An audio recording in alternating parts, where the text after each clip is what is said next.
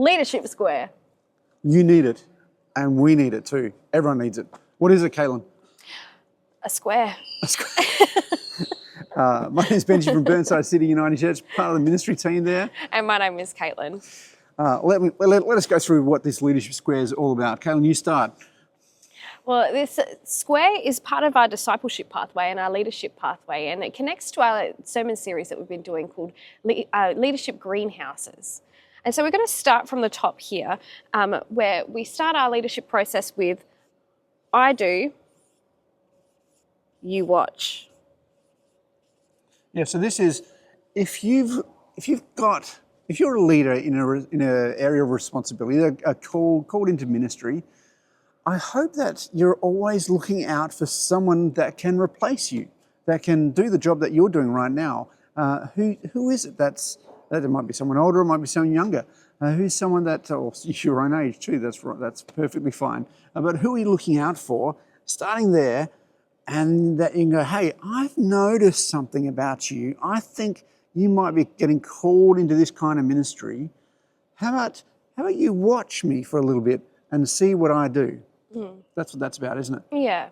And this might be somebody who has also been saying, oh, I'd really love to do what you're doing, but they just aren't quite there with the skills that they can actually take on the role that you are currently doing. And so once we've gone from the I do, you watch part. Sorry, Kaitlyn, before you go on, it also starts with listening to God, doesn't it? It does. Okay. That is an praying important about part. it. Yeah. Okay. Just like Jesus, he picked his disciples by praying, spending an all night praying about that. So yeah, okay. You're watching. You go, yes, that person. All right. Now we've got that person. I do. You watch. Then we go around the square. We're going to go around the square to I do, you help.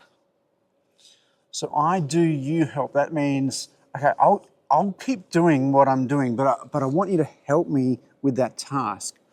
So that's actually giving a little bit of responsibility for that role, isn't it? And showing them a little taste of what leadership might look like. So that might look like if you are leading a small group, that might be saying, hey, I've noticed that you have been, like, we've already gone through the you watching part. Could you pray us out in this section? So you're still leading the Bible study, but this person is just taking that extra leadership initiative and is helping you on that way. So is this like shadowing, or like you shadow someone, or is that more that? I feel like this is a little bit more shadowing, and this is just a little bit more responsibility than the shadowing. Okay, yeah, right. Yeah, so it's like that next step. A bit of trust required to go around that circle, okay, or around that corner into there. Okay, and then we go around the next corner. And this is our hardest corner to get around, because this is when you are really letting go of the reins in your ministry here. And that we go from I do to you do, I help. You do, I help. Okay, so you're going to do it, and I'm going to sit back and help you. If I'm there if you need me. If you need me to step in, yep, I'm around to support. But it's actually you doing the job. Why don't you start praying out loud, or why don't you start leading youth group, or whatever it is that you're talking about. You do it, and I'll watch from a distance, and I'll support you. That does require a lot of trust. Yeah, letting go of some things, because they may not do it the way you liked it to be done. That's right. Yes, they might not do it the way you like either, but part of this is also being there when things go wrong.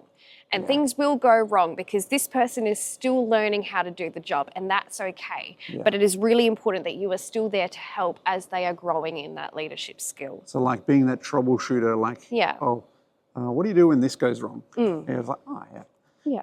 Welcome to the world of leadership. Welcome to the world of leadership. Okay. Once we've gone corner. Here, we're still going, you do, but we're not helping anymore. We're just watching. You do, I help. No, I watch. All right. So that's that may not even be in the room at the same time. Sometimes it might be, you go for it.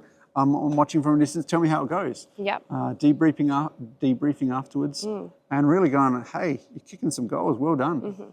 Excellent. And the debriefing process is for all 4 of these squares as well. It is really important to debrief with your team and the person that you're discipling and showing this leadership skill to after all of those all of these parts of the square. But the thing about the square is that it is ongoing. And so once this person has got to you do, I watch, you're no longer involved, but now it's up to this person to continue this square and discern and see what leaders are coming up next and multiplying in that leadership. And that allows space for the person who was doing this in the first place to go and find another person. That's right, yeah. So it actually requires a bit of humility too, because you get a bit of feedback all the way around here, don't you? Yep. Probably both ways. Both ways, yeah. Which you know, if you struggle with feedback, you're going to struggle with that leadership. But it's really important to do. It means you're sharpening and growing all the time. Okay, it requires listening to God all the time, every single step, doesn't it? It requires acting on what you're listening to, and then putting that into action each time. Yeah. Because quite often you can hear what God is saying about, you know, this person, maybe some feedback that might be a bit awkward to say, but I'll just hold back. I won't say that to them, and you don't want to put that into action. But it means that you don't ever go around that corner. Yeah.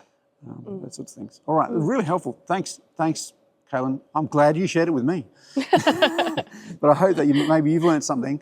This is something you can put into practice even within your family, your own discipleship. Say, you know, teaching someone how to pray. Or reading the Bible together for the first time as well. Yeah. So not just different ministries within the church, but in lots of different places in your life. Yeah. All right. Thanks, Kaitlyn. Thanks, Benji.